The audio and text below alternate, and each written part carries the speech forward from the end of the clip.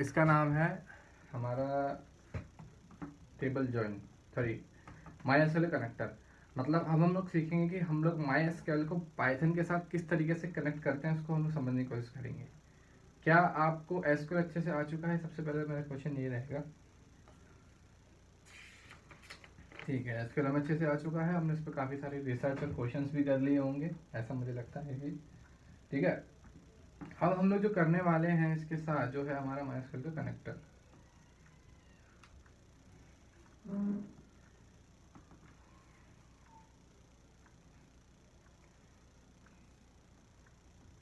ठीक है, हम लोग क्या करेंगे रितिका इस वाले चैप्टर के अंदर कि हमने अभी जो माई एसक्यूएल पढ़ा है और हमने पाइथन को भी पढ़ा है, हम लोग क्या करने जा रहे हैं कि ये दोनों अलग अलग लैंग्वेजेस हैं। दोनों क्या है? अलग अलग लैंग्वेजेस है। इसमें से पावरफुल लैंग्वेज कौन सी है, पाइथन या एसक्यूएल? Python, very good. तो इसमें पाइथन क्या करेंगे हम लोग, पाइथन के थ्रू एसक्यूएल को पूरा अंडरस्टैंड और कंट्रोल करने की कोशिश करेंगे। मतलब मैं पाइथन पे कुछ कमांड चलाऊंगा, वहां पे एसक्यूएल में जाके एग्जीक्यूट हो रही होगी। इस पूरे चैप्टर का ये एजेंडा है कि आप अपनी क्या नाम है पाइथन के थ्रू कैसे एसक्यूएल को पूरा ऑपरेट कर सकते हो, समझ रहे हो? तो देखते हैं, यहाँ पे कहना चाह रहे हैं कि every application required data to be store for future reference. हम लोग जो भी डेटा को हम लोग स्टोर करते हैं ताकि हमारा फ्यूचर में उससे बेनिफिट हो सके, हमारा टाइम बच सके और उसके अंदर हम मैनिपुलेशन कर सके, मैनिपुलेट कर सके डेटा को कि किस किस तरीके से क्या क्या डेटा चेंज हुआ है।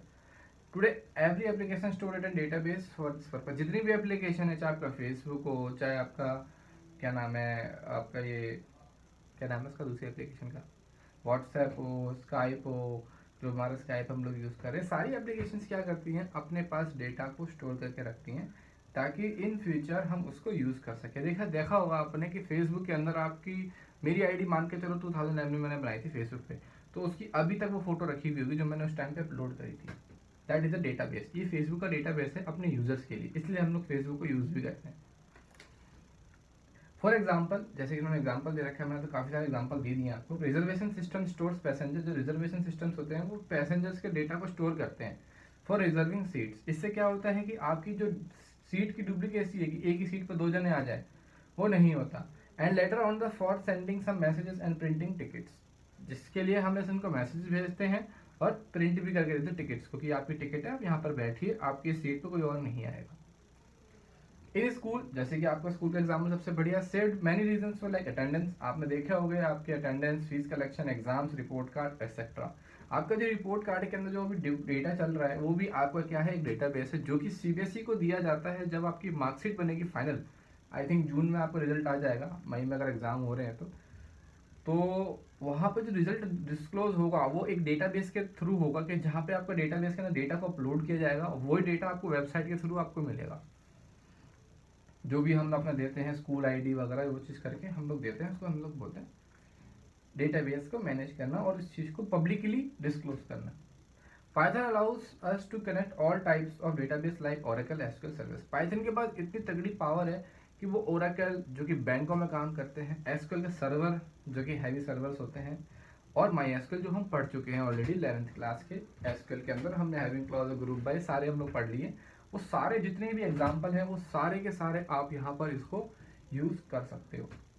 क्या यहाँ तक क्लियर है आपको अच्छे से? ठीक है ना?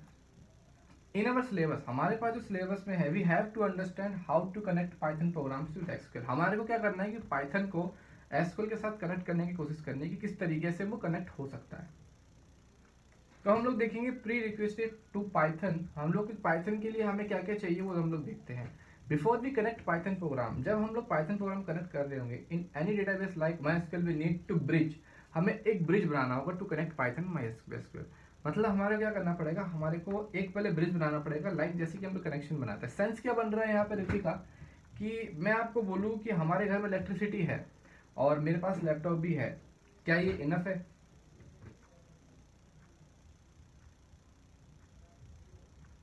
क्या ये इनफ है? मतलब काफी है इतना? मेरे पास एक चार्जर नाम की चीज ही नहीं है जो मुझे इलेक्ट्रिसिटी से कनेक्ट करेगी मेरे लैपटॉप को ताकि मैं उसको यूज कर पाऊँ रेगुलरली। अगर इसको भी नहीं हटाओ, इसको चार्जर लैपटॉप को भी हटाओ, क्योंकि लैपटॉप में बैकअप के लिए बैटरी होती है। मैं अगर आपकी टीवी बोलूँ, जो कि घर में आपकी एलईडी लगी हुई होगी, एलसीडी लगी हुई होगी, तो उसके अंदर इलेक्ट्रिसिटी भी है घर में, लेकिन उसमें प्लग नहीं है, क्या वो काम का है आपका टीवी? इसको इलेक्ट्रिसिटी को और टीवी को आपस में कनेक्ट करने के लिए एक वायर होती है, एक स्विच होते हैं जो कि आपस में कनेक्ट करते हैं। ऐसे ही हमारे को पाइथन के अंदर एक ब्रिज फॉर्म करना होगा, उसके बाद ही हम पाइथन से एसक्यूएल को ऑपरेट कर सकते हैं। टू बिल्ड दिस ब्रिज, तो data can travel both ways, तो हमें बिल्ड करने के बाद डेटा इधर से उधर भी जा सकता है। हम एसक्यूएल से भी डेटा बना सकते हैं पाइथन के अंदर, पाइथन के अंदर से भी एसक्यूएल बना सकते हैं। फिलहाल हमारे पास पाइथन से एसक्यूएल के अंदर डेटा करने का काम है। That we need to connector MySQL, देखते हैं कैसे चलता है ये। वी कैन इंस्टॉल, हमारे को एक लाइब्रेरी को इंस्टॉल करना पड़ेगा जिसका नाम है माई एसक्यूएल का कनेक्टर। वो किस तरीके से होता है हम देखेंगे। बाय यूजिंग फॉलोइंग मेथड्स, हमारे पास ये मेथड्स है। क्या आपके कंप्यूटर में ऑलरेडी पिप इंस्टॉलर नाम की कोई चीज है? नहीं है तो उसको इंस्टॉल कर लेना। नहीं हो तो मेरे को कॉल करना, मैं इंस्टॉल करवा दूंगा। टीम में आईडी पासवर्ड देना, वो मैं देख करके आपको करवा दूंगा किस तरीके से चीज़ें चलती हैं। तो अभी बताऊंगा मैं आपको किस तरीके से। तो ये हम लोग गए सीएमडी के पास। ये सीएमडी पे देखोगे, यहाँ पे देखोगे आप पिप इंस्टॉल माई एसक्यूएल कनेक्टर, यहाँ पे एक डॉट लगाना है। तो आपको क्या पता लगेगा कि मेरे कंप्यूटर में ऑलरेडी माई एसक्यूएल नाम का कनेक्टर इंस्टॉल नहीं है। इस तरीके से आपके कंप्यूटर में इंस्टॉल होगा वो।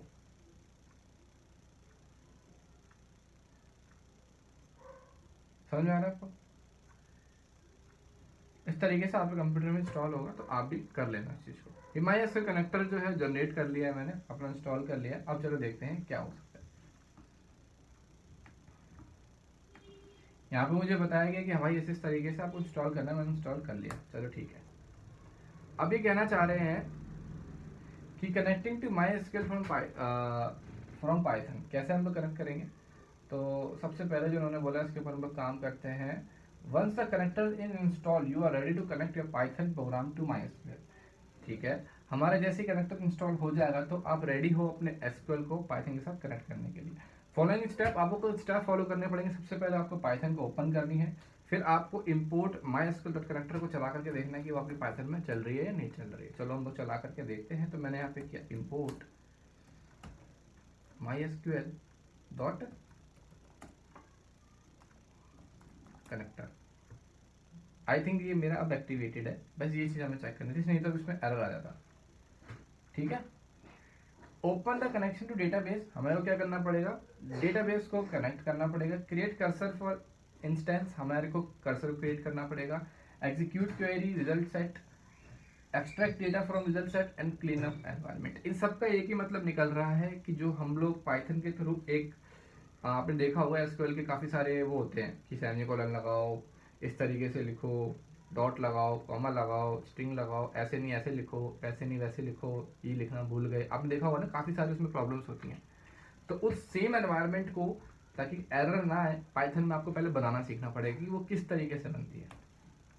तो हम यहाँ पे देखोगे importing my SQL dot connector, यहाँ पे लिख रखा है इन्होंने कि आप ऐसे भी कर सकते हो, जो हमने भी करके देख लिया है already. Import my SQL connector, और ये आपका मॉड्यूल अलाइज होता है, ये आपको पता ही होगा। मतलब इसका पैटर्निंग कितना बड़ा लिखने से अच्छा है कि हम इसके जब फंक्शंस यूज करेंगे माई एसक्यूएल कनेक्टर के, तो उससे अच्छा है हम लोग क्या यूज कर लें, एज एम एस, मतलब माई एसक्यूएल कनेक्टर को हम एज अ शॉर्ट फॉर्म में उसको यूज कर लेंगे। Here M S is an alias, so every time we can use M S, हमें हर टाइम एम एस यूज करना पड़ेगा, जैसे हमें पता ही होगी। तो देखते हैं कैसे। Open database connection to MySQL database, हमें सबसे पहले क्या करना पड़ेगा, मैंने क्या किया, एक कनेक्ट नाम का फंक्शन यूज करके देखा कि मेरा एसक्यूएल जो, मेरा जो ये है क्या नाम है, पाइथन के साथ एसक्यूएल कनेक्ट हुआ नहीं हुआ, तो मुझे इस नाम की चीज़ों को यूज़ करना पड़ेगा। तो इतनी सारी चीज़ें दे रखी है, मैं डायरेक्ट करके दिखा रहा हूँ आपको, हमें ओवरऑल ये करना है। ठीक है, ये कह रहा है MySQL connector dot M Y S. हम लोग देखते हैं क्या लेते हैं। हमने एक स्क्रिप्ट मोड खोला, हमने यहाँ लिखा इंपोर्ट,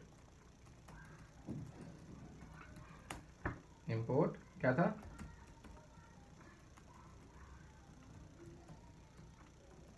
यहाँ तक कोई डाउट है आपको? एज रितिका, एज रीति लेता हूँ मैं, ठीक है, मतलब कुछ भी ले सकते हैं, आपको पता होगा ना मॉड्यूलराइज में। अब एज रीति मैंने लिया था, यानी रीति के नाम से हमारे को यूज करना होगा उसको।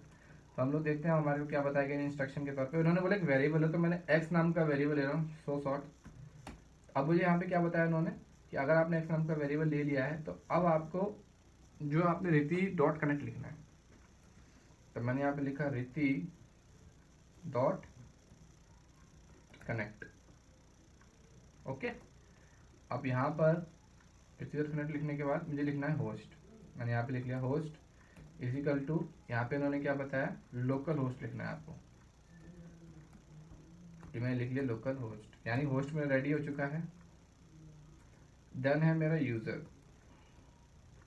इसका मतलब देखो, जब हम एसक्यूएल में जाते हैं ना, तो एक होस्ट होता है जो इन सब चीज़ों को ऑपरेट कर रहा होता है, जो चला रहा होता है सही से। तो यहाँ पे अगर आप देखोगे सेलेक्ट करंट यूजर, तो ये देखो ये रहा हमारा करंट यूजर आ गया। ये आप अपने एसक्यूएल में करोगे तब भी सेम ही आएगा। जब आप एसक्यूएल को इंस्टॉल कर रहे होते हैं तो वहाँ पे आपसे एडमिन का नेम और पासवर्ड पूछा जाता है। तो डिफॉल्ट मोड पे हर कोई बंदा रूट रखता है, तो शायद आपने भी रूट ही रखा होगा। आपके कंप्यूटर में एसक्यूएल तो है ना?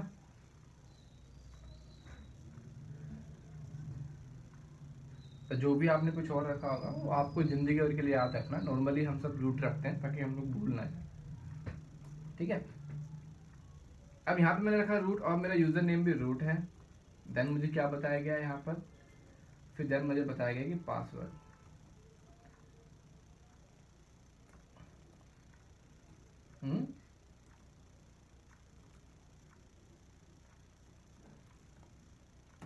ठीक है, उसको प्लीज ठीक करो, इंपॉर्टेंट चैप्टर है ये। पासवर्ड लिखा मैंने रूट,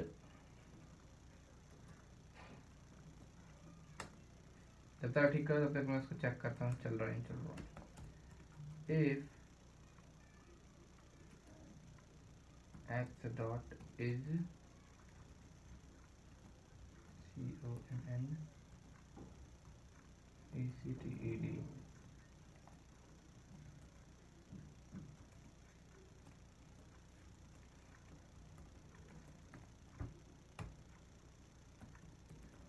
हाँ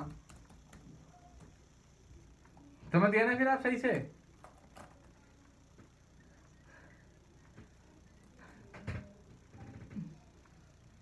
देखो यहाँ पे सबसे पहले मैंने क्या किया कि आपका इसको देखो, यहाँ पे मैंने माई एसक्यूएल के नाम, ये जो होस्ट है, हाँ पूछो।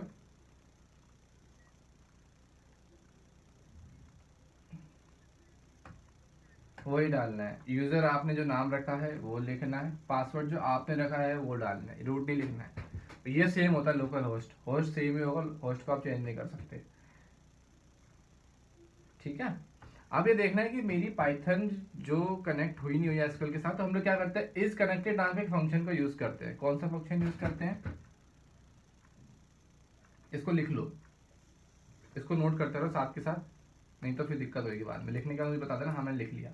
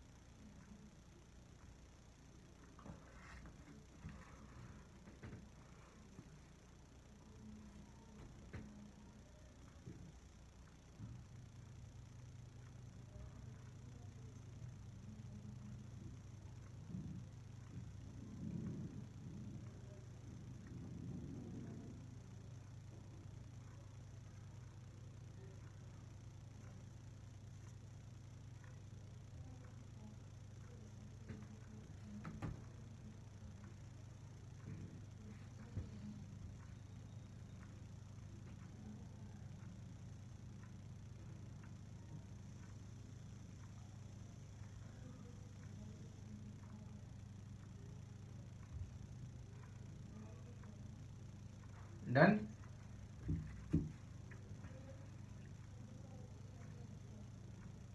हाँ जी, ये लिखना है आपको। नहीं नहीं नहीं नहीं नहीं, वो भी चलता है। जैसे कि हमारे को जो पीपीटी में गिवन है ना, हम ये भी लिख सकते हैं और हम ये भी लिख सकते हैं, दोनों सेम ही बात है। मैं पूरा से लिखता हूँ ताकि बच्चों को याद रहे। मतलब दो होते हैं इसमें, पास WD और पासवर्ड। और इसके अलावा आपने जैसे कि यहाँ पे ओ हटा दिया आपने, तो ये नहीं चलेगा, ये एरर आ जाएगा। देखो आगे ना कि अनसपोर्टेड आर्गुमेंट, ये नहीं चलेगा फिर। इसलिए मैं पासवर्ड लिखने की आपको रिकमेंड करूँगा कि आपको पासवर्ड ही लिखना है। ठीक है, दोनों लिख लो, अगर आपको दोनों लिखने हैं दोनों लिख लो, कहीं बुक में फिर मिले आप कंफ्यूज ना हो जाओ, इसलिए दोनों लिख लो।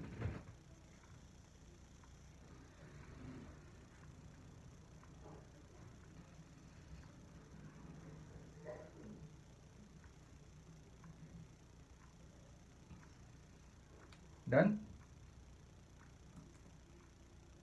आगे चलते हैं।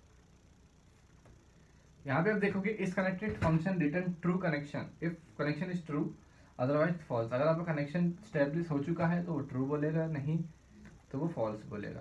क्या इसको कुछ बताने की जरूरत है?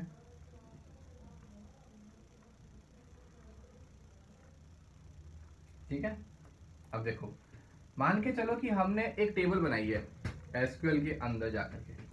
तो हम लोग क्या करते हैं, एक टेबल बना लेते हैं, शायद हमारी टेबल बनी हुई होगी, तो हम लोग क्या करते हैं, सो डेटाबेसेस। हमने शायद टेबल बना रखी थी, नहीं बना रखी? रितिका, दे रितिका है हमारा।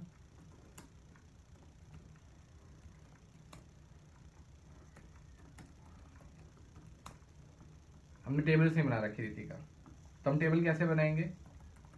क्रिएट टेबल, आपको पता होगा शायद, ऐसी बनती है क्रिएट टेबल। टेबल का नेम, टेबल का नेम लेता है रिति। मैंने यहाँ पे लिखा रोल नंबर, रोल नंबर के अंदर दे दिया मैंने इंट कॉमा नेम, नेम में दे दिया मैंने कैर 10, और मैंने दे दिया फ़ोन नंबर, फ़ोन नंबर दे दिया मैंने इंट, और मैंने क्या दे दिया, एड्रेस, एड्रेस में दे दिया मैंने वारकेर। क्या ही क्लियर है आपको, इसमें कोई डाउट है? अब ये एरर आया क्यों?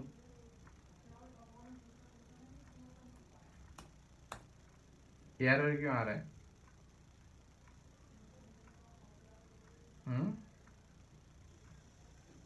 एरर क्यों आ रहा है बताओ?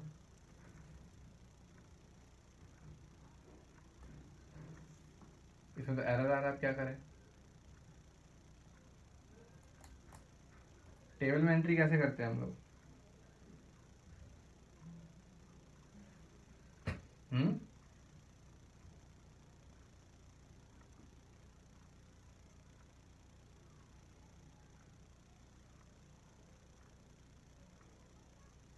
याद है कैसे करते हैं? तो फिर इसमें एरर बताओ क्या है, क्यों ये गलती दे रहा है? गलती तो नहीं देनी चाहिए इसका।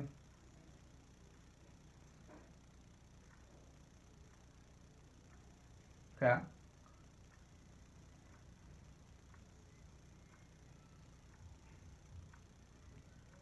नेम, चलो आओ देखते हैं कि हमने क्या गलती करी है। आप तो नहीं बता पा रहे हो, तो बताओ फिर क्या गलती है।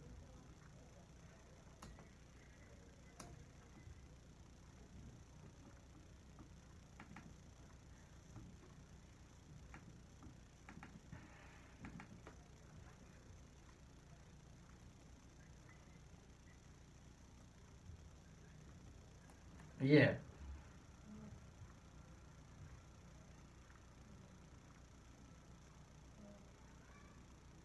सही तो लिखा है हमने, तो बताओ गलती कहाँ है? तो फिर हमारे इसमें क्या गलती है?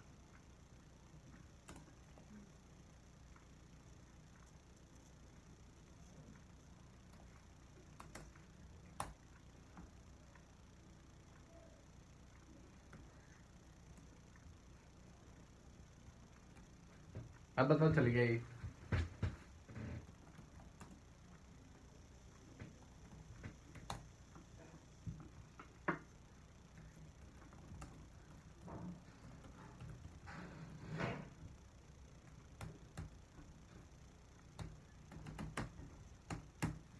हमने स्पेस का भी ध्यान रखना पड़ता है ना। देखो यहाँ पे मैंने ऐड दे दिया, जो कि एक हमारा वो होता है, इसके अंदर फंक्शन होता है ऐड, वो मैं यूज नहीं कर सकता, तो मैंने ऐड ही करा उसको, ठीक है ना। ऐसे में फंक्शन होता है वो हटाया मैंने, चलने लग गया मैं। फोन नंबर में से वो हटा दिया मैंने, क्या नाम है, अंडरस्कोर, चलने लग गया। अब हम लोग इसमें एंट्री कर रहे हैं, ठीक है ना। हम एक टेबल बना करके इसके अंदर क्रिएट करते हैं। यहाँ तो समझ में आ रहा है, कुछ यहाँ पर समझ में नहीं आ रहा तो पूछने लग जाना। फ़ोन नंबर मैंने दे दिया 22 और एड्रेस दे दिया मैंने करोल बाग। यहाँ तक कोई डाउट है आपको? अभी फिर एरर आ रहा है, बताओ क्यों?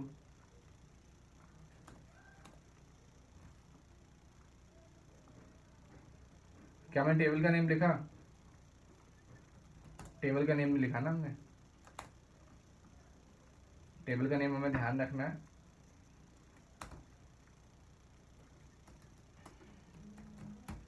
तो आप तो बता ही नहीं पा रहे हो मेरे को तो।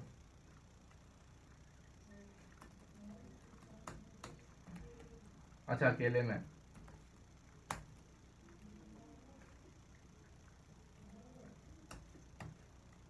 आपने रीति नाम से टेबल बनाई है, ठीक है, और मैंने इसमें 3 एंट्री कर भी दी।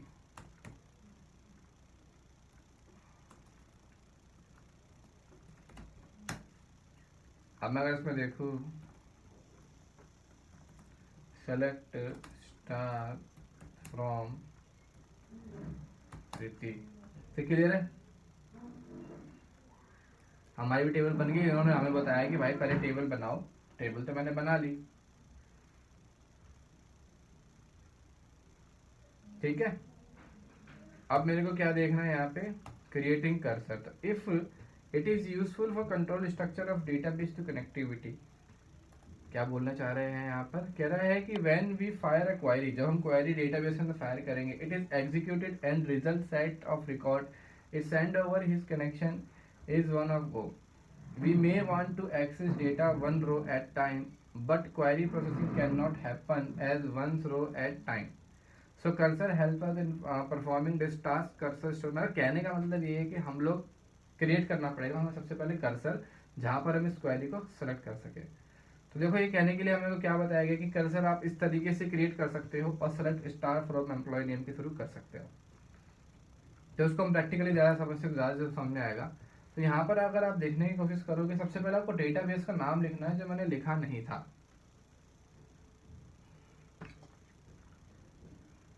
समझ में आ रही है?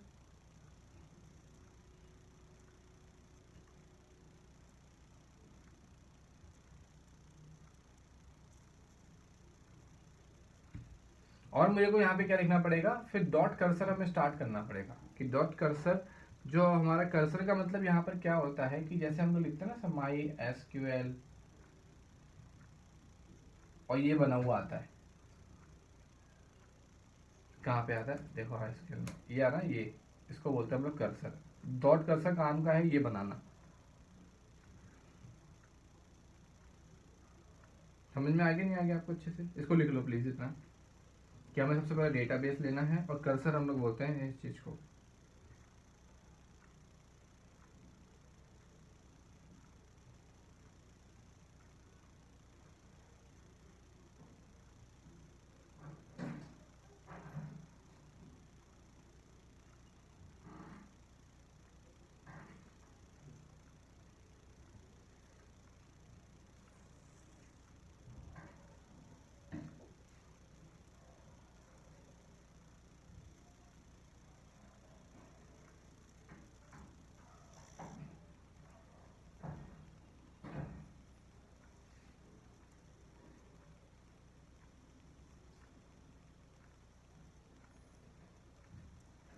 डन।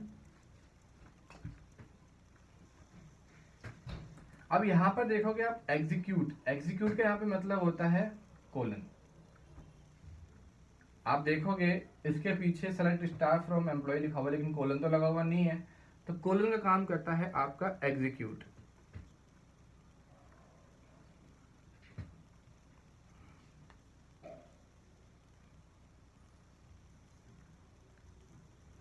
समझ में आ गया? अब चलो हम लोग इसको जरा चला करके देखते हैं ये क्या काम करता है। इन्होंने जितना बोला हम उतना करते हैं। हमें इसको अगर हम चलाएंगे ना तो हमारा डेटा आएगा नहीं। पहले हम लोग इतना चला करके देखते हैं ना, जो हमें सिखाया गया पहले इतना करके देखते हैं। तो हम लोग चलते हैं पाइथन पे। पाइथन मेरी यही है। अब मैंने यहाँ पे क्या नहीं लिखा है, डेटाबेस का नाम पे लिखा। डेटाबेस का नाम क्या है हमारा रीति का?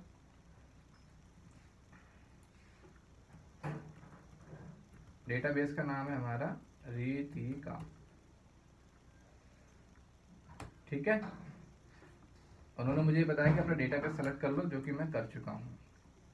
अब उन्होंने मुझे बताया कि एक वेरिएबल और लो, जो कि मैं ले रहा हूँ वाई नाम का वेरिएबल। फिर इसमें मैंने क्या किया, एक्स डॉट मैंने लिखा कर्सर।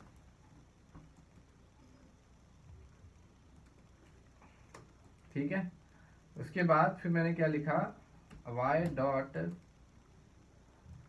एग्जीक्यूट, ई एक्स ई एग्जीक्यूट, मुझे यहाँ पे लिखना है एग्जीक्यूट। और फिर मेरे वो लिखना है सेलेक्ट स्टार फ्रॉम रीति। हमारे टेबल का नाम था रीति था ना।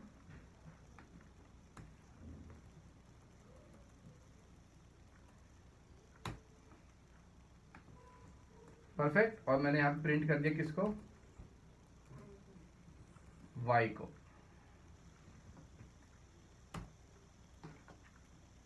इसमें कोई डाउट है यहाँ तक?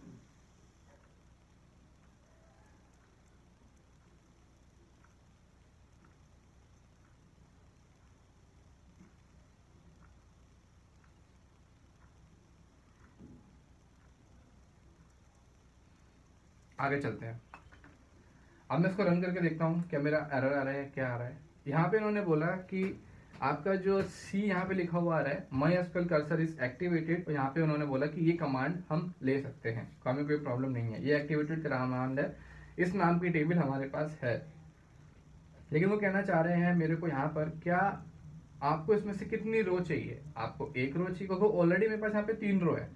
चाहूँ तो मैं तीनों रो ले सकता हूँ, या मैं एक रो ले सकता हूँ, या मैं 2 रो ले सकता हूँ, या फिर सारा का सारा डेटा ले सकता हूँ। देखते हैं इसके लिए मुझे क्या करना पड़ेगा। नेक्स्ट स्टेप मेरा क्या है, to extract data from cursor following function are used.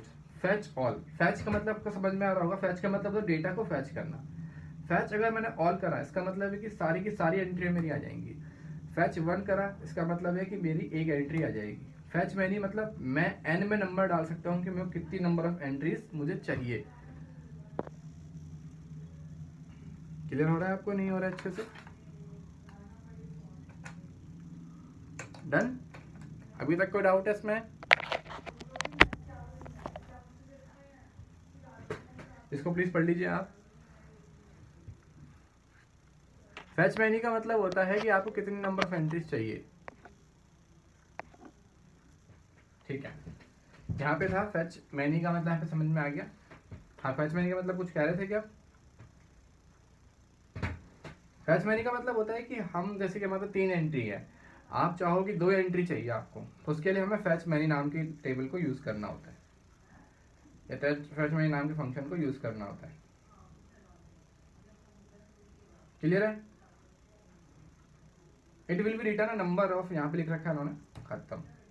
Row count ये बता देगा कि कितनी नंबर ऑफ आपकी जो काउंट हुआ है वो कितने नंबर ऑफ रो काउंट, मतलब कितने नंबर ऑफ रोज इसने लिए हैं।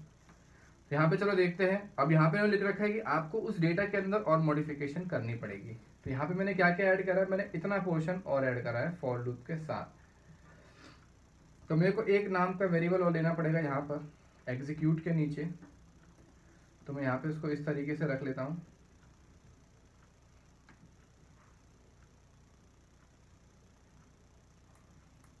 ये देखो, यहाँ पे मैंने क्या किया, एक z नाम का वेरिएबल ले लिया एक और।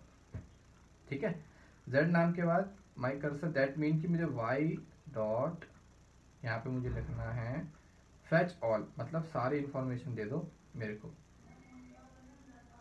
TCHALL, ये मैंने कर दिया फैच ऑल।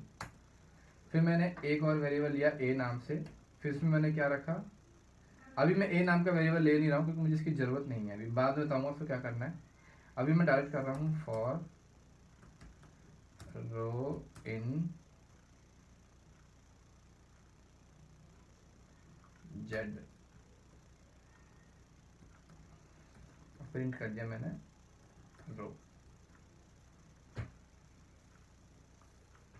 ये क्या हुआ बताओ?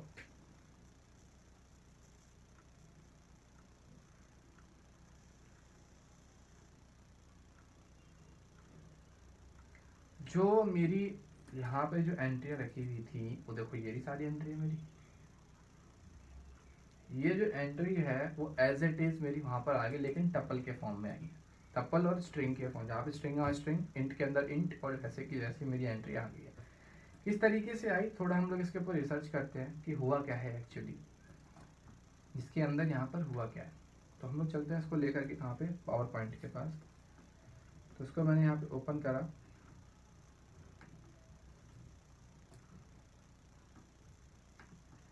ये मैंने इसको कर दिया ऊपर। अगर आप यहाँ पर देखने की कोशिश करोगे तो यहाँ पर अगर आप देखोगे तो आपको पता लगेगा क्या,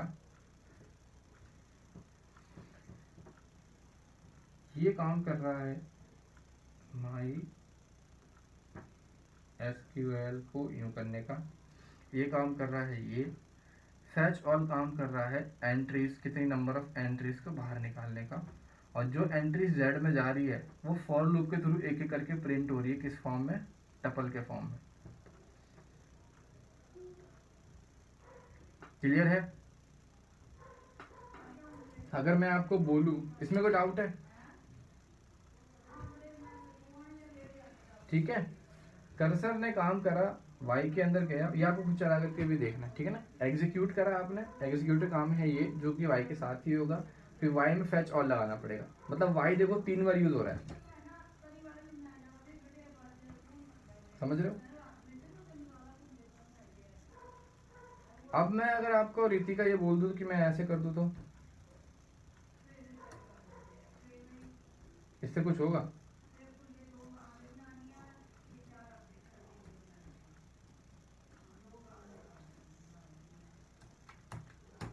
मेरे कॉलम कितने हैं? 1 3 4 है।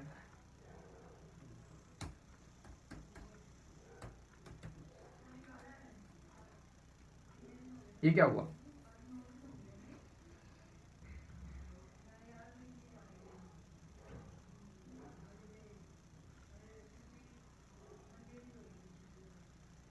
उसमें और इसमें क्या फर्क है?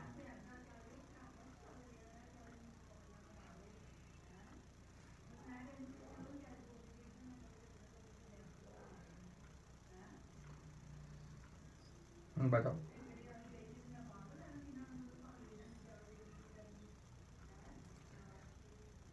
ये जो थी एंट्री आपकी, ये वाली, इसको मैं अगर पावर पॉइंट के पास लेकर के चलूं,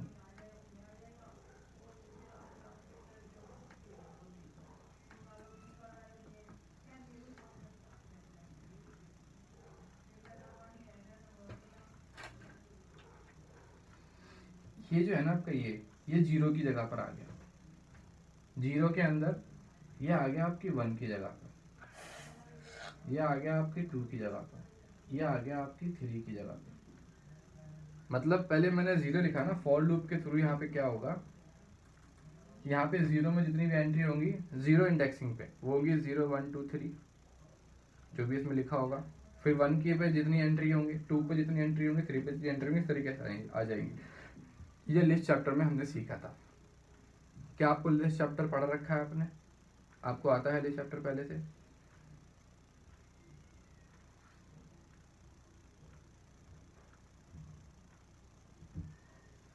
हम्म, आप ये चाहते हो कि मैं इसकी स्विचिंग कर दूं, 2 0 3 2, ये कह रहे हो आप?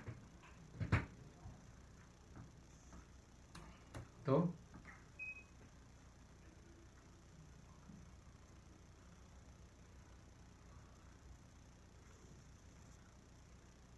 नहीं नहीं नहीं नहीं, वो नहीं कर सकते ना।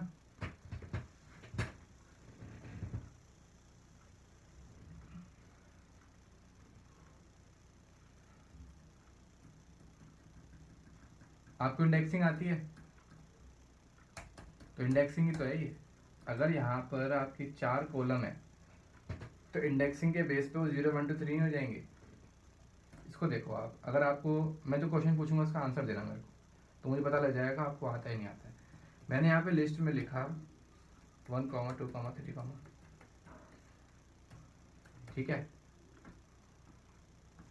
अब मैं आपको ये पूछ रहा हूँ कि मैंने लिखा x पर 4, तो इसका आउटपुट क्या आएगा?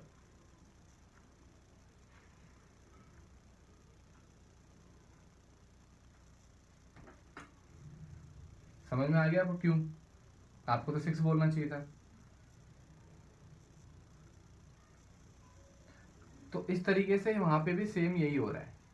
तो 0 पे जो एलिमेंट होगा ना, फॉर लूप क्या करेगा, बार बार उसमें से एंट्री आएंगी 0 की, तो वो 0 इंडेक्सिंग पे प्रिंट होता रहेगा। फिर 1 की एंट्री आएंगी, क्योंकि 1 पे मल्टीपल एंट्रीज है इंडेक्सिंग पे। एक तरीके से मैं बोल सकता हूँ कि ऐसे हो रहा है। रोल नंबर है, यहाँ पे नहीं लिखा होगा 1 2 3, 3 एंट्री है ना, ठीक है। और इसको मैंने क्या कर दिया, फॉर लूप में लगा दिया, फॉर आई इन, यहाँ पे लिख दिया मैंने रोल नंबर, और यहाँ पे प्रिंट कर दिया मैंने रोल नंबर। ये तो कर रहा हूँ वहाँ पे मैं। ऊपर नीचे देखो सेम आ रहा है, ये देखो ऊपर देखो सेम आ रहा है, नीचे भी सेम आ रहा है। क्या समझ में आया? क्लियर हो गया? अब मैंने यहाँ पे रितिका, यहाँ पे फैच ऑल लिखा हुआ है, अगर मैं यहाँ पे फैच 1 कर दूं तो वो क्या करेगा, सिर्फ एक एंट्री उठाएगा और उसको प्रिंट कर देगा। मैं इसको यहाँ से हटा देता हूँ और यहाँ पर बस सिर्फ रो लिखने की कोशिश करता हूँ। ये देखो उसने क्या करा, एक ही एंट्री को लिया और एक एंट्री अलग अलग तरीके से प्रिंट कर दी।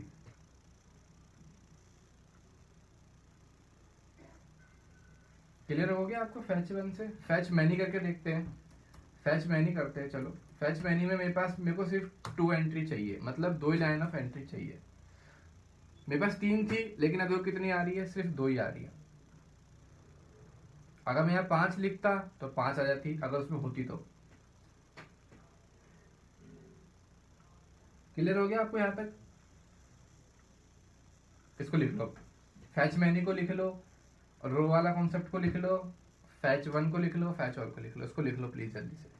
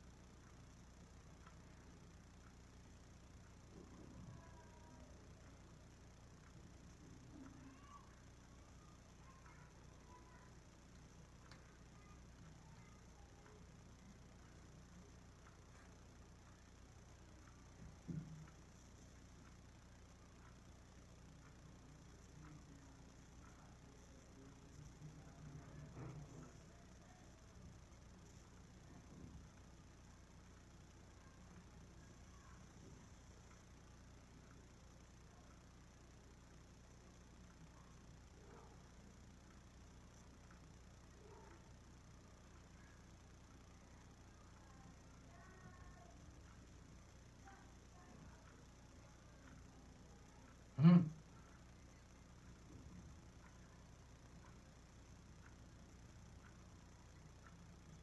अलग अलग करके देगा, नहीं अलग अलग करके दे रहा ना।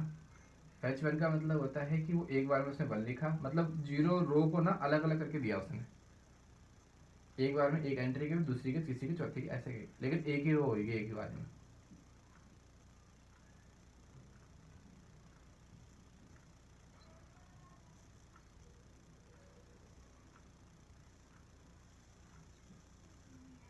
हम्म, वो वर्टिकली आएगी फिर, हर बार न्यू लाइन में एंट्री होगी, हर बार न्यू लाइन में एंट्री हो रही है ना, इसलिए फैच 1 क्या करता है, हर बार न्यू लाइन में एंट्री को प्रिंट करता है। स्लैश एन, समझो इस बात को। जैसे कि मेरे यहाँ पर है इंटर्न, हाँ स्लैश एन लगा करके प्रिंट करता है फैच 1। बताओ मैं लाइन दू, देखो जैसे ये है ना एंट्री हमारी, अगर मैंने यहाँ पे फॉर आई इन एक्स कर दिया और मैंने यहाँ पे प्रिंट में क्या कर दिया आपका, मैंने बोला कि आई प्रिंट हो जाओ, लेकिन एक कंडीशन है, आपको स्लैश एन के साथ होना है। एस्केप सीक्वेंस पता है ना आपको? ये तो नॉर्मली वैसे ही देखो प्रिंट ही होगा अलग अलग ही, ये देखो अलग अलग नॉर्मली प्रिंट हुआ है ये, ठीक है। लेकिन मैं आपको बोलूं कि यहाँ पर प्रिंट होना चाहिए था फॉर आई इन एक्स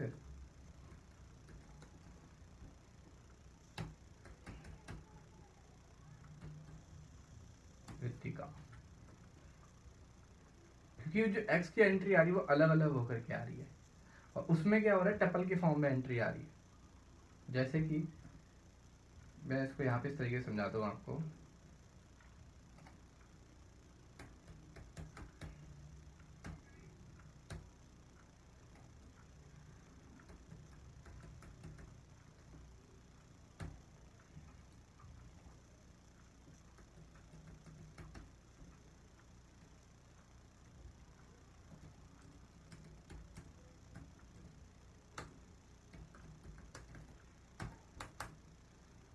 आया समझ में? ये इस तरीके से चल रहा होता है जब हम फैच मैनी करते हैं या फिर फैच ऑल करते हैं, तो इस तरीके से चल रहा होता है। लेकिन जब वैसे हम फैच वो करते हैं वन, तो इस तरीके से फॉर्म में डेटा आ रहा होता है। इसको नोट कर लो।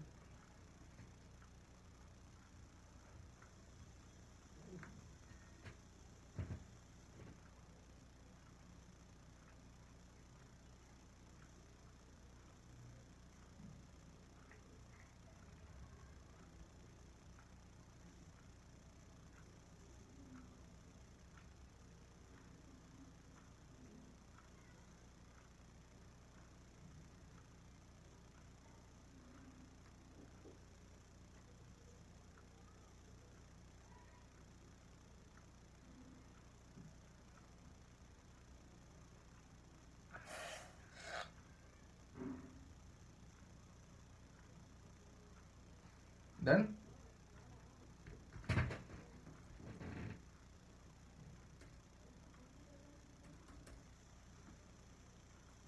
हमने फैच मैनी, फैच ऑल और फैच सारे इतने समझ लिए हैं। तो यहीं पे देखो उन्होंने बता रखा है कि या तो इसमें कोई डाउट है, बताने लायक है कुछ? इन्होंने अलग अलग वेरिएबल लिखा है, मैंने नॉर्मल इसको अलग अलग करके बनाया। ये क्लियर है? जितनी नंबर ऑफ रोज है तो नंबर ऑफ वेरिएबल ले ली, तो उसी हिसाब से भी प्रिंट हो गया। अगर मैं एक ही देता तो टपल के फॉर्म में आता, अलग अलग देता तो, जैसे कि यहाँ पे मैंने फैच ऑल कर दिया, फैच ऑल, जब मैंने इसको चलाया तो वो टपल के फॉर्म में आएगा। टपल के फॉर्म में आया। अब मैं चाहूँ तो इसको अलग अलग भी कर सकता हूँ। तो यहाँ पे मुझे क्या करना पड़ेगा, ए बी सी डी, कितनी रोज थी उसमें, कॉलम 4 थे ना, तो 4 कॉलम मेरे को लेने पड़ेंगे, तो वो अलग अलग फॉर्म में हो जाएगा। क्लियर है ये?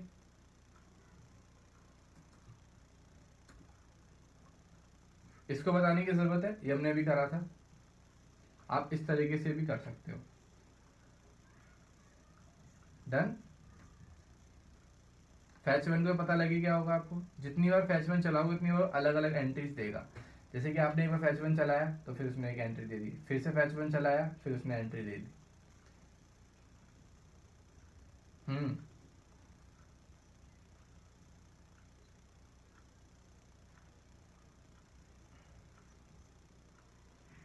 इसमें कहाँ पे है, फैच वन माई डेटा,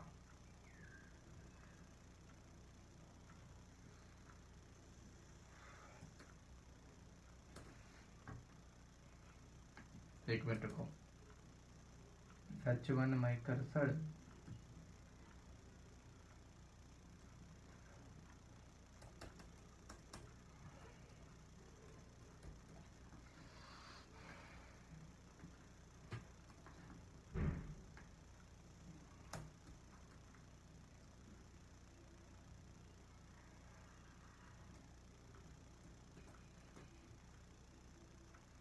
इसमें अलग अलग ही आती है।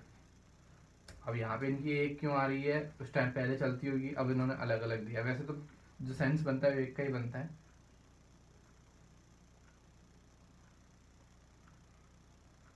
ठीक है, ये ऐसे ही चलेगा ये, नहीं तो फिर यहाँ पे ये लगाना पड़ेगा अपने को।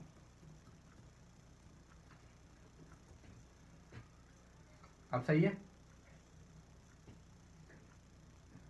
एक लाइन में आ गया, ऐसे एक लाइन में कर सकते हो, इसको नोट कर लो प्लीज।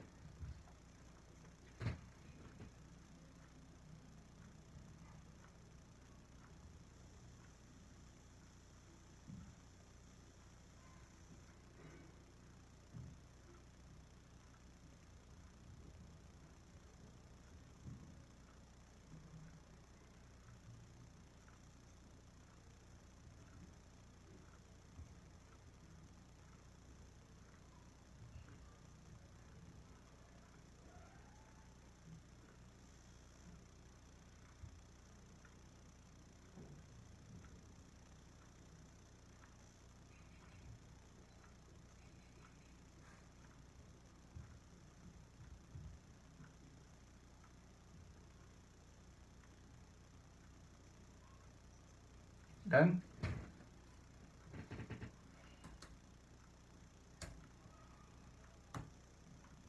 इसको बताने की जरूरत है इसमें क्या हो रहा है। अब यहाँ पे कॉन्सेप्ट है रो काउंट का, देखो हर जगह रो काउंट आ रहा होगा कि ये क्या चीज है। आओ रो काउंट को भी क्लियर कर लेते हैं। रो काउंट का मतलब होता है कितनी नंबर ऑफ रोज हमने ली है, ठीक है। तो हम लोग यहाँ पे क्या करते हैं, एक वेरिएबल लेते हैं ए नाम से, ए नाम से एक वेरिएबल ले लेते हैं और यहाँ पे लिखते हैं y डॉट रो COUNT। ये क्या करेगा, रो काउंट कर लेगा कि इसमें कितनी नंबर ऑफ रोज इसने बाहर निकाली हैं, और प्रिंट कर देते हैं हम लोग ए को। मैंने यहाँ पे लिख दिया नंबर।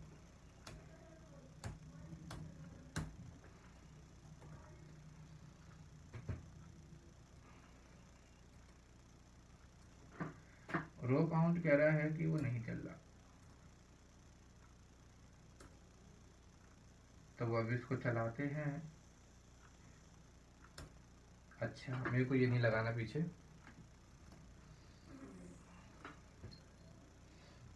उसने बोला एक नंबर मतलब एक रो करी हमने, क्योंकि मैंने क्या लगा रखा है, फैच 1 लगा रखा। अब मैं फैच ऑल कर देता हूं और इसको उड़ा देता हूं।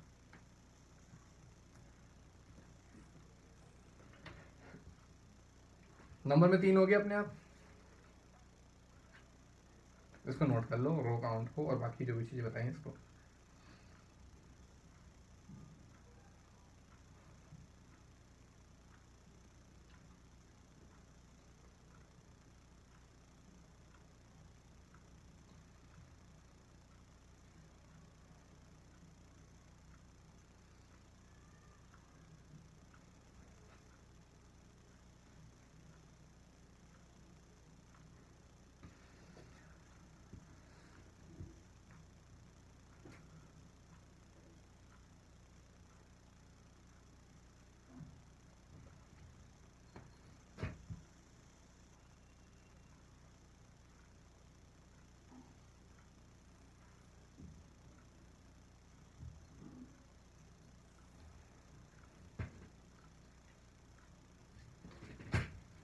डन,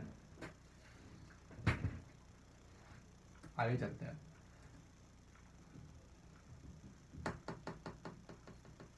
इसको बताने की जरूरत है इसमें क्या हो रहा है।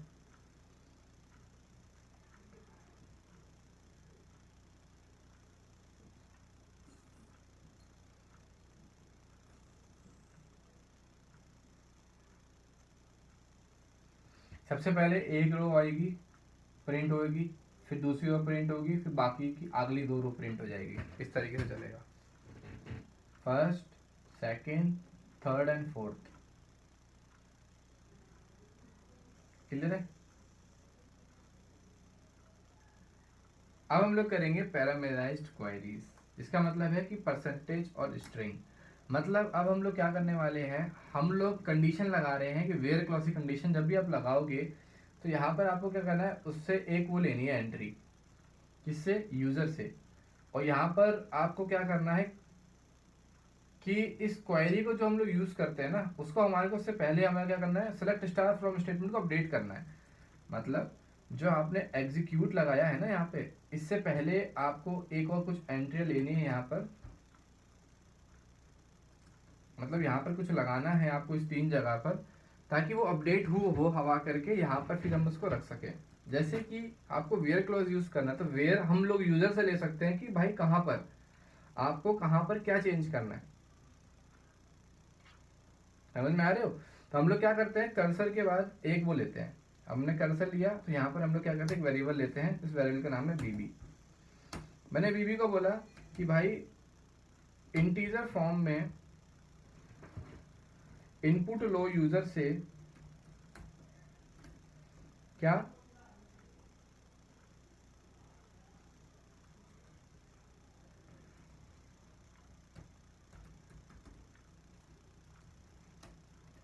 कौन सा रोल नंबर देखना है। ठीक है, बीबी से एंट्री ले ली मैंने, अब हम लोग यूजर से एंट्री ले लेंगे। देन मैंने एक और उसको वेरिएबल में डाल दिया जिसका नाम है अब सीसी।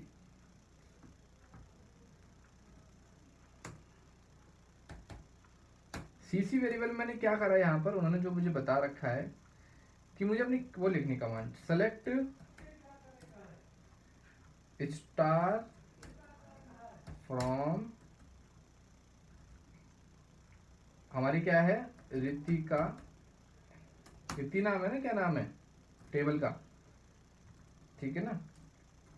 वेयर, कहाँ पर, जहां पर रोल नंबर हो, क्या ऐसे बोल रखी है ना हमने, है ना, रोल नंबर हो सिर्फ 2, रोल नंबर क्या हो वो तो हम डिसाइड करेंगे, 1 का चाहिए या 2 का चाहिए हमारे को। हमने कर दिया plus STR, roll number is equal to, इसको हमने बंद कर दिया, कॉमा लगाया, कॉमा लगाना प्लस करना, कंकैटिनेट करना है इसको, कंकैटिनेट पता होगा ना, STR में कन्वर्ट करेंगे हम लोग किसको, बीवी को, क्योंकि वो इंटीजर वैल्यू आएगी। इस बीवी को फिर हम लोग यहाँ रख देंगे, इसको हटा करके सीसी। क्या क्लियर है? चलो चला के देखते हैं इसको। अब मैंने बोला कि मेरे को रोल नंबर जहाँ पे 2 है उसका डिटेल मिल जाए, तो मिल गई। अगर मैंने यहाँ पे बोला इसको कि रोल नंबर 3 की डिटेल मिल जाए, सॉरी 3 पॉइंट लगा दिया मैंने, क्लियर है? इसको नोट कर लीजिए प्लीज।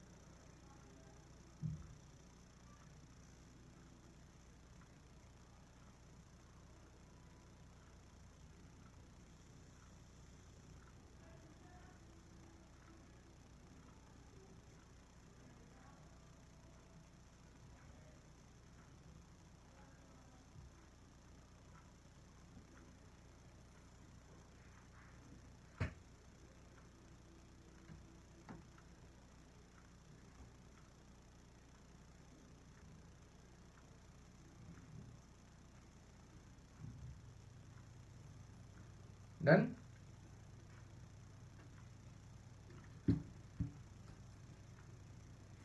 आगे देखते हैं। अब यहाँ पे ये क्या लिखा हुआ है, इफ कंडीशन लगी हुई है, एल्स की क्यों लगी हुई है?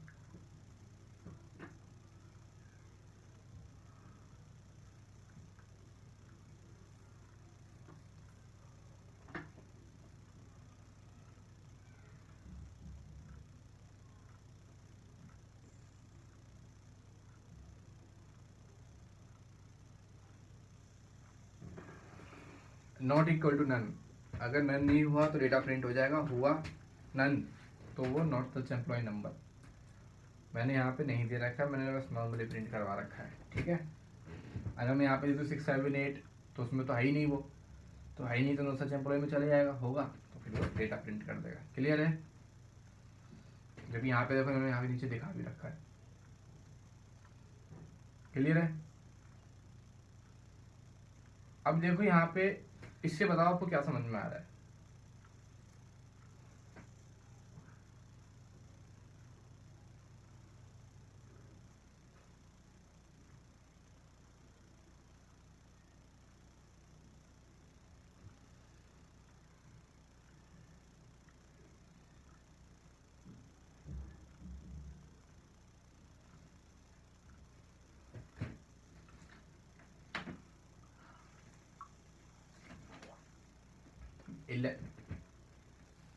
उसका अल्टरनेटिव है ये, जो हमने भी किया था ना कर्सर का, बीबी का, उसी का अल्टरनेटिव है। मेरे को यहाँ पे क्या करना है, बस यहाँ पे मेरे को एस लगा देना है, एस, और शायद परसेंटेज भी है, परसेंटेज एस लगाना है। परसेंटेज एस का मतलब है कि वो सर्च कर लेगा कि यहीं पे उस वैल्यू को फेंकना है। मतलब मेरे को यहाँ पर प्लस प्लस नहीं करना है, मैंने यहाँ पे लगा दिया कॉमा, कॉमा के बाद मैंने यहाँ पे लगा दिया क्या, ई। मतलब अब मेरे को कन्वर्ट करने की जरूरत नहीं है, मैंने नॉर्मली क्या करा, ई डैश लगा दिया। ई डैश लगाना आपको याद रखना है,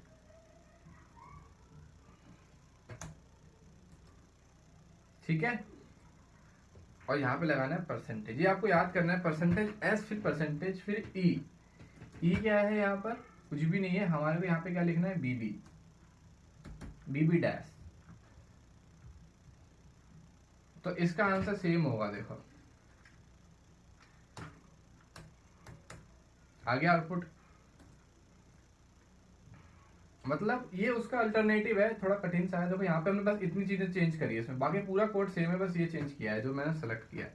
इसको लिख लो बस, कि अगर मुझे इसका अल्टरनेटिव करना है तो मेरी क्वेश्चन में अगर कोडिंग पूछ ली गई कि इसका आउटपुट क्या होगा, तो आपको पता होना चाहिए कि ये चीज आपको, मतलब जो यहाँ पे लिखी हुई है ना, परसेंटेज एस फिर परसेंटेज फिर बीबी और कॉमा, ये आपको पता होना चाहिए। इसका मतलब होता है कि सेम चीज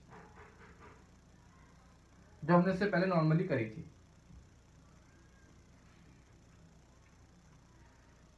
क्लियर है? इसको लिख लो प्लीज।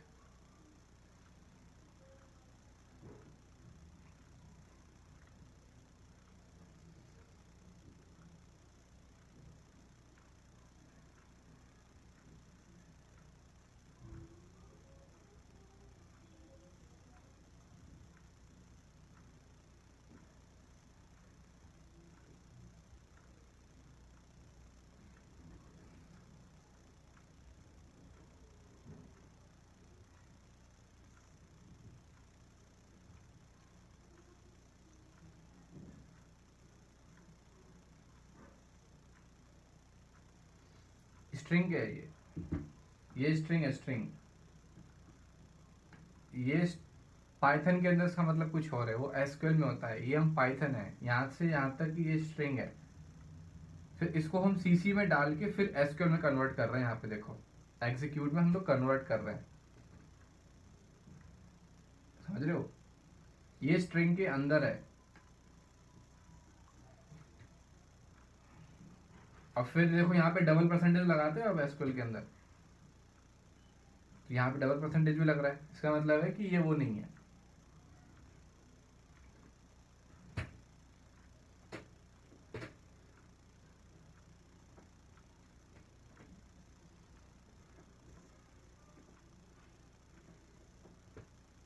डन। चलो आगे चलते हैं। इसको बताने की जरूरत है इसमें क्या हो रहा है, बताओ।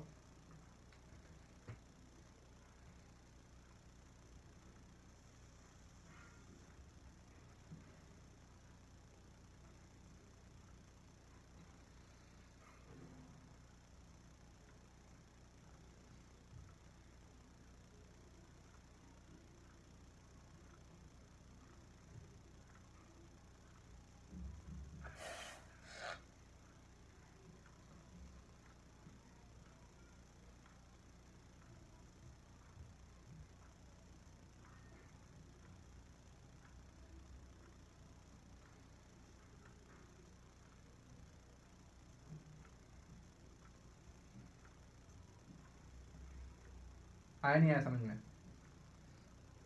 यहाँ पे कहने का मतलब है कि आपने डी और एस नाम से दो यूजर से एंट्रियां ले ली कि हाँ भाई 2 एंट्री दे दो आप हमारे को, 2 एंट्री आपकी यहाँ पर आ गई उठ करके। फिर आपने जो ये लिख रखा है ना परसेंटेज एस, ये डी जाएगा इसमें और ये एस जाएगा इसमें ऑटोमेटिक, ये उसको कैच करने के लिए बनाई गई है। जो पहली डी होगी वो पहले वाले एस में जाएगी और जो एस होगा वो परसेंटेज एस में चली जाएगी। वैल्यू का नाम कुछ भी हो सकता है।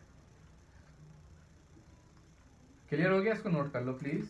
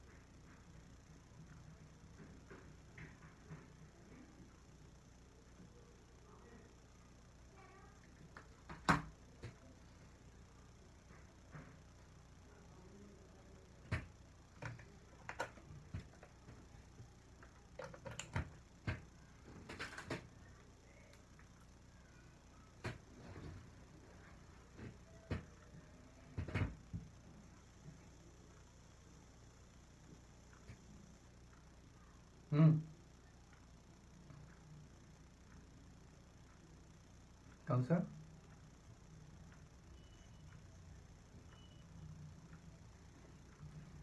ये वाला कह रहे हो? हाँ, क्योंकि ये अलग से इंडिकेट करने के लिए है ना ये, क्योंकि जब हम स्ट्रिंग के अंदर एक दूसरी स्ट्रिंग लगाते हैं ना, उसके लिए हमें करना पड़ता है ये। क्योंकि यहाँ पे देखो, ताकि यहाँ पर आप आए इसको स्पेसिफाई स्ट्रिंग देना पड़ेगा। मतलब अगर ये 3 होते ना, जैसे कि देखो यहाँ पर मैंने यहाँ पे एक स्ट्रिंग मैंने ओपन करी सेलेक्ट, तो मुझे एक स्ट्रिंग ऑलरेडी ओपन है, ठीक है। फिर मैंने यहाँ पे लगा दिया वेयर, जो नॉर्मली जो मर्जी कमांड लिख रहा हूँ मैं, डिपार्टमेंट नंबर, ठीक है। फिर मुझे यहाँ पे एक स्ट्रिंग लगानी पड़ेगी परसेंटेज एस, ठीक है। अब एक स्ट्रिंग ऑलरेडी ओपन है and F is equal to percentage S, तो ये दूसरी स्ट्रिंग के अंदर ऑटोमेटिक आ गया।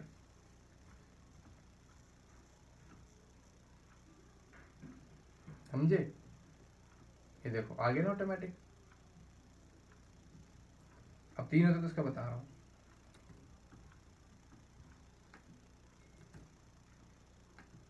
ठीक है। याद रखना आपको डबल लेने हैं, जब 3 लोग हैं ना तो इसको डबल लेना। अब 3 होते तो यहाँ पे मेरे को क्या लिखना पड़ता है, D D is equal to, फिर से मुझे लेना पड़ता परसेंटेज एस, क्योंकि एक तो ऑलरेडी है ही इसके अंदर।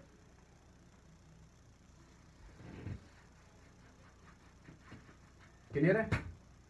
स्ट्रिंग के अंदर स्ट्रिंग लगा,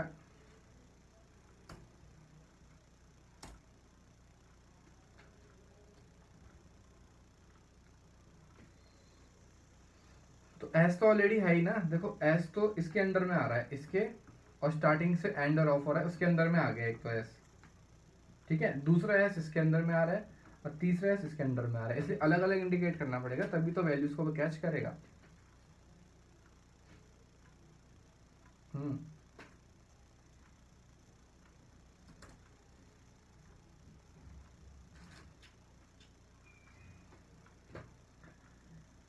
हम्म, हाँ, उससे कोई दिक्कत नहीं, ये परसेंटेज कन्वर्ट कर देगा उसको ऑटोमेटिक। आपको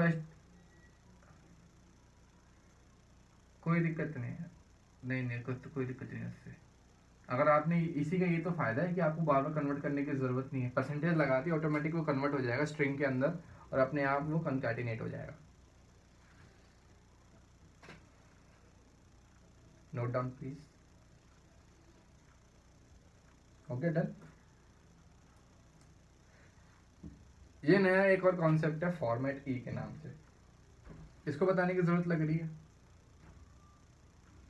आपको फॉर्मेट ई के साथ डिक्शनरी यूज करनी है बस। फॉर्मेट लिखोगे तो डिक्शनरी को यूज करना है साथ में। सेम सेम चप्पू चलेगा, उसमें कुछ भी डेटा में फर्क नहीं है। बस आपको बता दिया गया कि डिक्शनरी दे देंगे आपको एक, और इसको बोलेंगे इसका आउटपुट बताओ क्या आएगा, या आपको ये दे देंगे लिखा हुआ कि स्ट्रिंग टेम्पलेट विद डिक्शनरी के साथ फॉर्मेट यूज करो और इस कमांड को एग्जीक्यूट करके दिखाओ। तो आपको पता होना चाहिए कि आपको डिक्शनरी यहाँ लगानी है, फॉर्मेट ई जो एंट्री आ रही है ऊपर, फॉर्मेट का मतलब होता है कि कन्वर्ट हो जाएगी किसमें, आपकी स्ट्रिंग के अंदर डिक्शनरी के साथ। इसका मतलब यहाँ पे ये निकल रहा है। क्लियर है? बाकी पूरी कोडिंग सेम है, इसको नोट कर लीजिए प्लीज।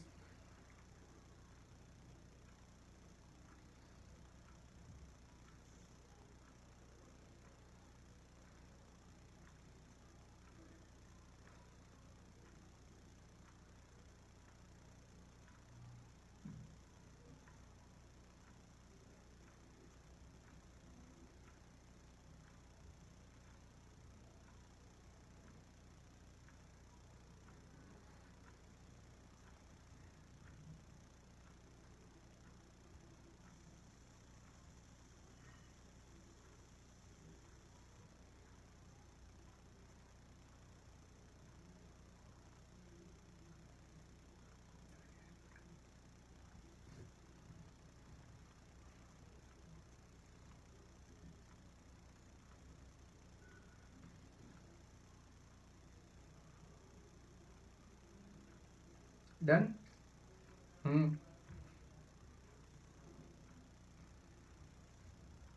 रिकर्शन कहाँ पे है? रिकर्शन तो कट गया।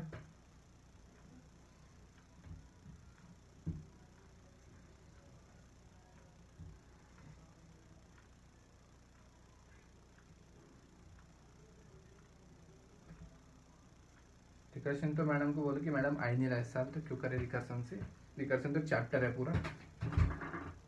मतलब जो क्वेश्चन दिया होगा ना मैम ने, वो विदाउट रिकर्शन भी हो सकता होगा, रिकर्शन से बस वो इजी हो रहा होगा। क्वेश्चन भेजना मेरे को क्या है, पूछ के मैडम से मेरे को दे दिया करो। कोई भी ऐसा टॉपिक पूछे ना सीएस के अंदर, कोई भी ऐसी चीज़ जो आपसे पूछी जाए और आपको मतलब पढ़ाया ना गया हो, तो मेरे को तुरंत फॉरवर्ड कर दिया करो कि सर ये मैम ने बताया, तो इसको थोड़ा देख लेना, ठीक है? तुरंत मेरे से डिस्कस कर लिया करो उस चीज़ को। अरे इजी है, वर्किंग विद फंक्शन आता है ना आपको अच्छे से, वो बिल्कुल बच्चा है उसका। रिकर्सन 2 मिनट में समझ में आ जाएगा, उसमें 3-4 चीज़ें हैं, खत्म रिकर्सन, अगर आपको वर्किंग फंक्शन अच्छे से आता है। मैंने अच्छे से पढ़ा रखा है वर्किंग फंक्शन, है ना, तो वो आराम से हो जाएगा, कोई दिक्कत नहीं है। ये क्लियर हो रहा है आपको? एसक्यूएल माई कनेक्टर का कॉन्सेप्ट समझ में आ रहा है आपको धीरे धीरे? तो खुद भी प्रैक्टिस करके देखना मेरे को, ठीक है ना? ये क्लियर हो गया आपको डिक्शनरी फॉर्मेट ई वाला कॉन्सेप्ट? इसको बताने की जरूरत है इसमें क्या हो रहा है,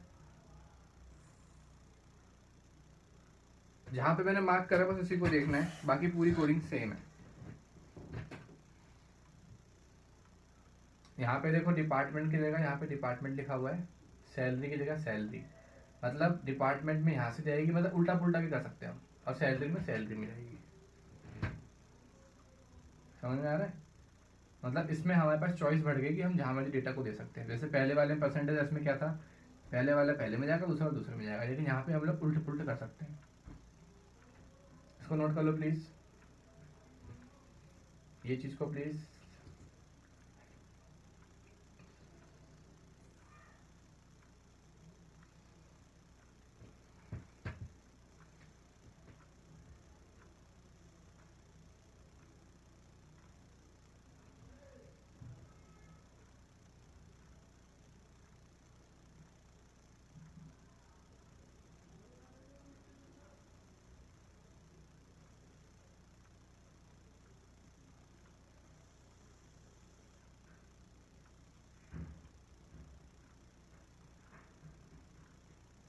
आगे समझ में?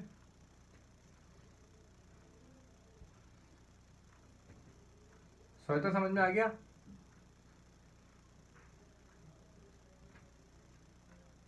पक्का लिख लिया आपने इसको?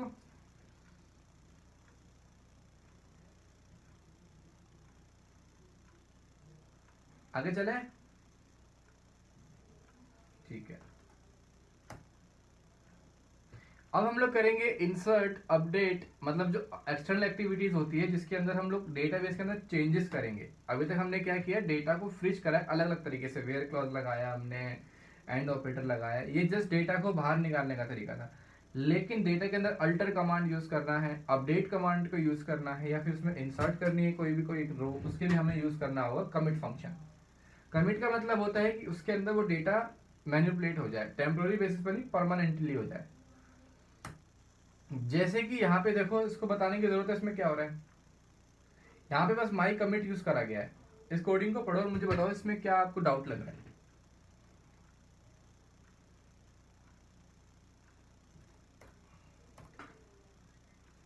इससे ये हो गया,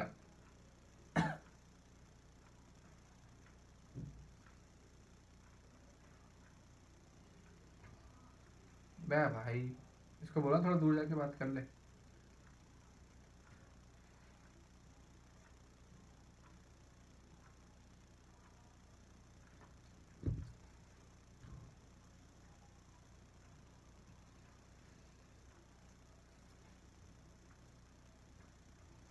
आ रहा है नहीं आ रहा समझ में?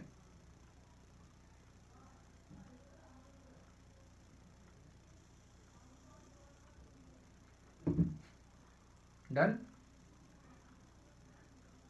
क्या समझ में आया बताओ,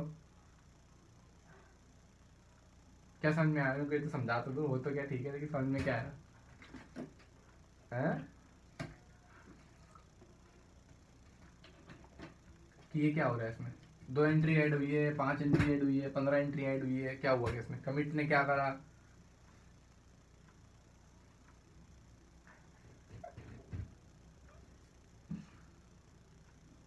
हम्म हम्म हम्म ठीक है। यहाँ पे वाई वाई जितनी बार लिखते रहोगे उतनी बार उसमें एंट्री लेता रहेगा आपसे, और कमिट के थ्रू एंट्री देखो यहाँ पे 2 बार लिखा, दोनों एंट्री आपकी ऐड हो गई। क्लियर है? क्लियर अच्छे से? इसको बताने की जरूरत है इसमें क्या हो रहा है, इसको पढ़ो प्लीज।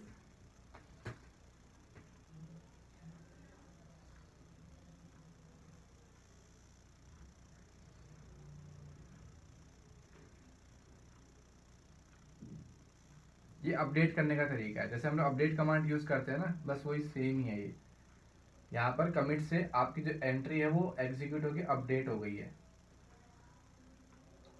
समझ रहे हो? जैसे सिक्स को देखोगे आप, यहाँ पे देखो सिक्स को, यहाँ पे 90,000 है, तो यहाँ पे क्या हो गया आपका, सीधा 95,000 हो गया, अपडेट हो गया मतलब। क्लियर है? नॉर्मल है इसमें।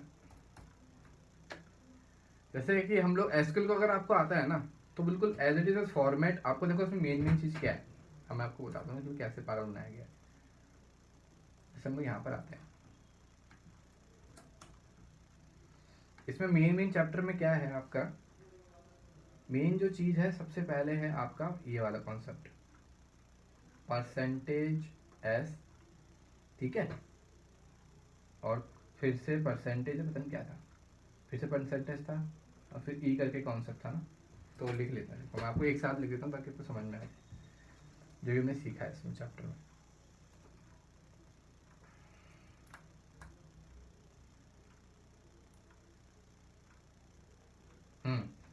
सबसे पहले है नॉर्मल इरेजर,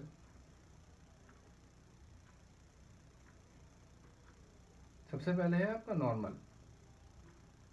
नॉर्मल में क्या है कि आपको एक स्ट्रिंग लेनी है, एसक्यूएल कमांड लिखनी है और उसको कॉन्कैटिनेट कर देना है कि स्ट्रिंग के साथ, खत्म, ठीक है? फिर सेकंड क्या है, फिर है परसेंटेज ई वाला, फिर सेकंड है आपका, इसी चीज को आप इस तरीके से भी कर सकते हो, परसेंटेज एस कॉमा और ई के साथ ये। दूसरा तरीका ये है, सेम सेम में आउटपुट आएगा सबका। तीसरा तरीका क्या है, नहीं ये तो हमने कर लिया था ना, 2 बार करने का परसेंटेज एस का। फिर था डिक्शनरी वाला, जहां पर आपको ये करना है और डॉट फॉर्मेट यूज करना है, ठीक है? चौथा तरीका क्या था इसमें, डिक्शनरी के साथ ही था यहाँ पर आप वेरिएबल का नेम दे सकते हो, डिक्शनरी एंड डिक्शनरी, यहाँ पे आपने लिख दिया एस और डी, और नीचे डॉट फॉर्मेट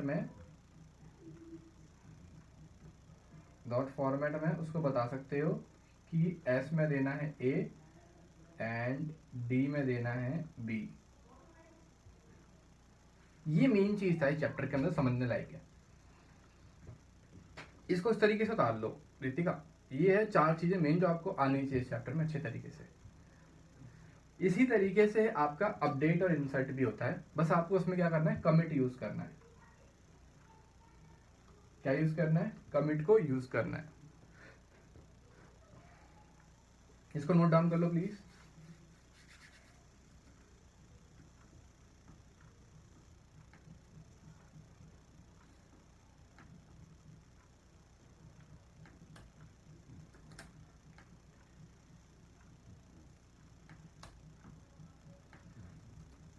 हो गया,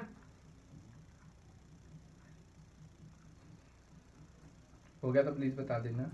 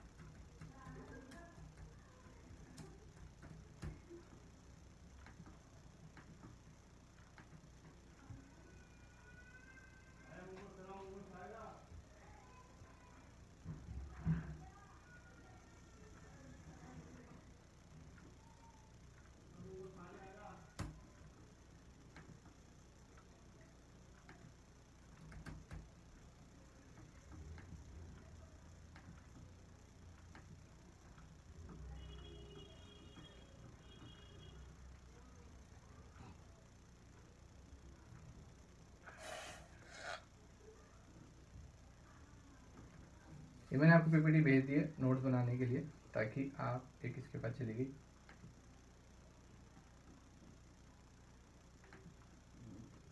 चलो मैं उसको फॉरवर्ड कर देता हूँ।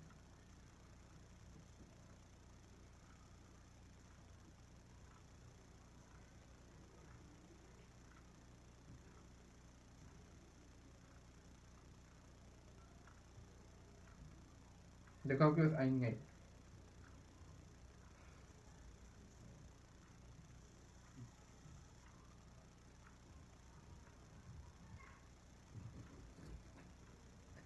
ठीक है ना, इसको नोट्स बना के भेजोगे तो मैं यहाँ पे एंट्री कर देता हूँ कि आपका चैप्टर खत्म हो गया है पूरा। इसके अंदर जो भी मेन मेन चीज़ें सारी कवर कर दी है। फिर भी अगर आपको लगता है कोई डाउट है तो मेरे से आप पूछ लेना। मैं यहाँ पे लिख देता हूँ पहले आपको रितिका। हमारा जो नेक्स्ट चैप्टर होगा वो बता दूंगा मैं, पहले इसका एक टेस्ट लूंगा मैं, आपका मॉक टेस्ट होगा। मेरे को ना प्रैक्टिकल करके भेजने हैं आपको इसके, मतलब उसमें कंप्यूटर में चला चला के देख करके मुझे स्क्रीनशॉट भेजोगे आप। कब भेजोगे, कल ही? क्या बात है, मजा आ जाएगा, कल भेज दोगे तो आप। तारीख क्या है आज, तारीख क्या है? 19/5 को पेंडिंग है आपके नोट्स। अब देखना आप कब करके देते हो। मैंने यहाँ पे 19/5 को चैप्टर पढ़ा दिया। अब हमारा कौन सा चैप्टर रह गया ये बताओ, आपके सामने डिटेल है। कौन सा चैप्टर रह गया हमारा? स्टैक एंड क्यू हो गया। स्टैक एंड क्यू करते हैं नेक्स्ट चैप्टर। पहले इंटरफेस माई एसक्यूएल कनेक्टर को अच्छे से कर लो। जितने भी डाउट्स हैं मैं कुछ क्वेश्चन आंसर दूंगा, उसको भी देख लेना अच्छे से, ठीक है ना, उनको कर लेना। फिर मैं आपको भेजूंगा अभी थोड़ी देर में क्वेश्चन था, उनको भी करना और इनको भी करना जो मैंने अभी आपको पीपीटी भेजी है। ओके, मिलते हैं नेक्स्ट एपिसोड में, रेडी रहना, ठीक है, गुड बाय।